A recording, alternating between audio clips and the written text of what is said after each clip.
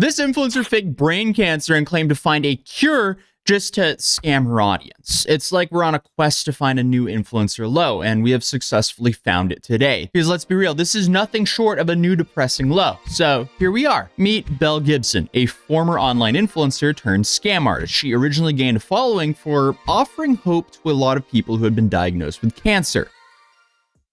Gary, I didn't even realize you were back there. Hopefully you behave. This was because she claimed to have brain cancer herself and said that she found a way to self-cure it through healthy eating and other remedies, and all of which was something you could apparently access from your own home. Is it time to pay that money back, Belle? It does send the message that you can pretty much get away with anything. Belle Gibson's a master manipulator, or as she had us believe, a 20-year-old with brain cancer and only 4 months to live. Do you think you're dying? Yeah, You feel like you're dying? yeah, and I'm fine with that. When I discovered Belle Gibson, I was like, oh my God, like, you know, this is it. This is what I can do. I too can cure myself through healthy eating. Would you accept that you're a pathological liar? No. Offering hope to people that are literally dying is just so cruel. You were fined by the court for a reason. What a bitch. So this woman is faking brain cancer and claimed to have the cure. And then she used this bogus story to scam people online. This really feels like a new low. I can't even imagine how sick and twisted she must be to convince people to try her bogus treatment rather than just going to an actual cancer treatment center. So Belle's stories inspired a few different media adaptations. So you might have seen the Netflix show released called Apple Cider Vinegar about this. And there's also a book out there called The Woman Who Fooled Me. Belle, it's a simple question. Do you have brain cancer? I've got cancer.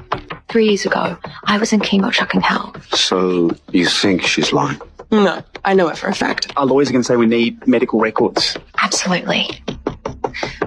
Some of them are at my mum's place, so it might take a minute to unearth. Yeah, so I'm going to give you the scope of the story that inspired all these different adaptations. Belle came to the internet as a health influencer, and yes, I know how ironic that is. She's from Australia and born in 1991, even though, going off of her recent 60-minute interview, I'm not really sure if she actually knows how old she is. 23, right? Well, actually, how old are you? I've always been raised as being currently a 26-year-old. How old are you? Well, I live knowing, as I've always known, that I would be 26. Okay, Belle. Okay, Belle. What does that mean? Just knowing I've always known that I'm 26. What is she on? Other than, you know, fake cancer at-home remedies. But Belle's made claims that she's had a hard upbringing, saying that she didn't know her father, her brother was autistic, and her mother had sclerosis. But honestly, I wouldn't be surprised if that wasn't true. You see, that's the problem when you fake cancer to scam your audience for many years. It's hard to know what's real or not anymore. I mean, there's obviously no love lost with her family, considering that she robbed her mom while her mom was in the hospital. So it really just goes to show you what kind of person this is. The time Mum was in the hospice, you know, slowly passing away, Belle had the nerve to come to Brisbane, to my home, and clear the garage out. Like, Mum had jewelry up there as well in boxes.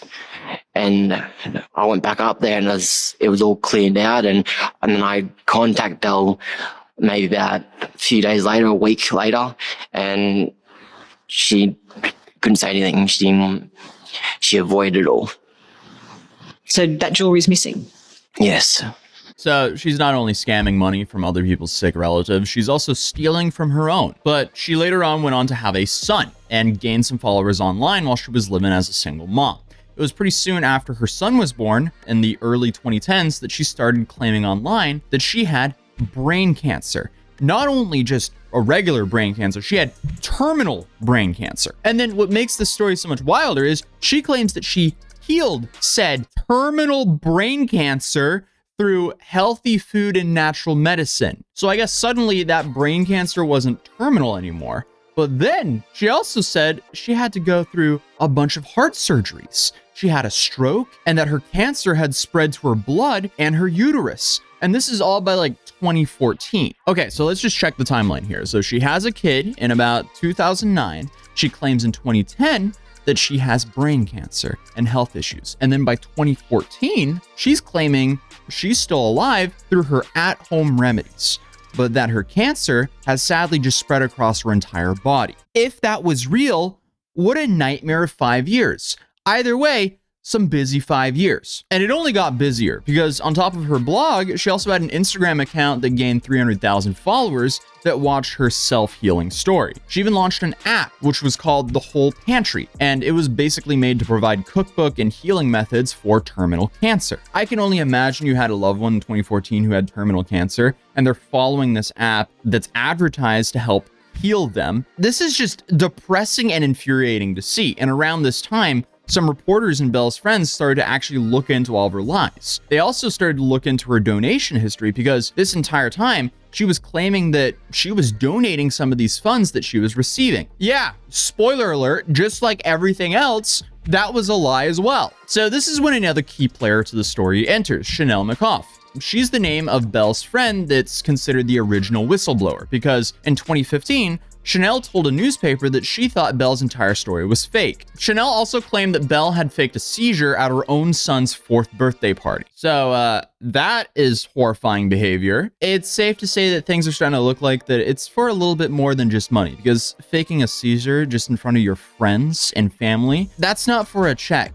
That's just to get attention by taking the attention away from your own child. And this is around the point where things start to fall apart for Belle. The newspaper starts running stories showing that the donations that she claimed to send to other people were never received by these organizations. Her friend then starts to hold interventions for her, asking to see her medical records. We were hoping to write an initial article which would have said something like, there are doubts about Belle Gibson's diagnosis.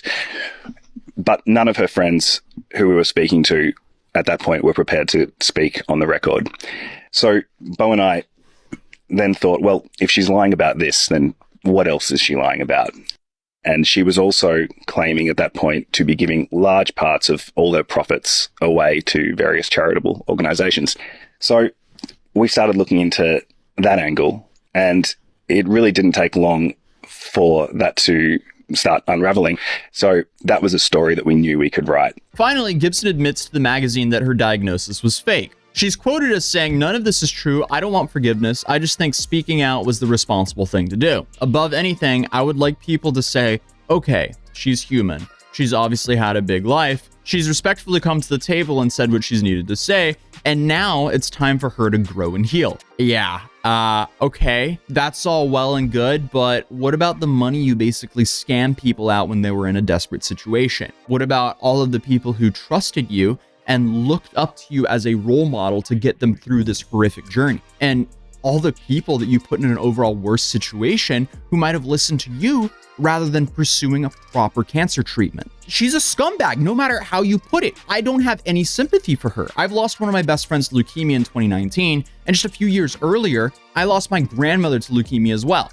So anyone who fakes this horrible diagnosis, especially to grift online, deserves everything coming to them. I guess the only satisfaction these people can get is watching her crash and burn in interviews. Belle, it's all here. It is It is there. all here. You know, you go on Instagram in 2013. I have been healing a severe and malignant brain cancer for the past few years with natural medicine, Gerson therapy and foods. It's working for me. It is. And if Except you didn't have brain cancer.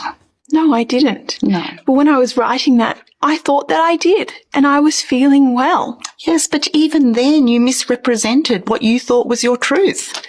Okay, so it's her truth that she had brain cancer. What does that even mean? But apparently in 2017, the court actually found Belle guilty and found that she profited from misery and deception. She was given a $410,000 fine, and she still has not paid a cent of that. So now is the obvious question, where is she now? There's obviously been a Netflix documentary that's recently aired on this, which is why people are bringing this back up. And she still, to this day, has not paid her dues. And unfortunately, you can't find Belle anymore because now She's going by Sabantu.